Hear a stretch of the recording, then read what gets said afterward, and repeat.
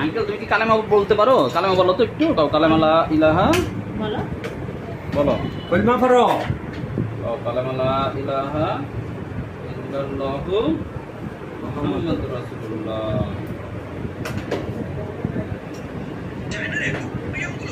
Mobile দেখা নিয়ে ব্যস্ত।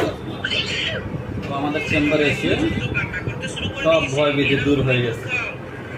আর একবার আব্বু আম্মু সহ ভয় ভীতি না, সবার ভিতরে আতঙ্ক। বাচ্চা ছোট তো আমি তো প্রশ্নে রেডি আসলাম, মাকে পরে একটা বাচ্চা খুব বলে অনেক রকম ভাবছিলাম। আঙ্কেল তুমি ব্যথা পাচ্ছ? ব্যথা পাও? ব্যথা নাই? মাশাআল্লাহ, কোনো ব্যথা নেই।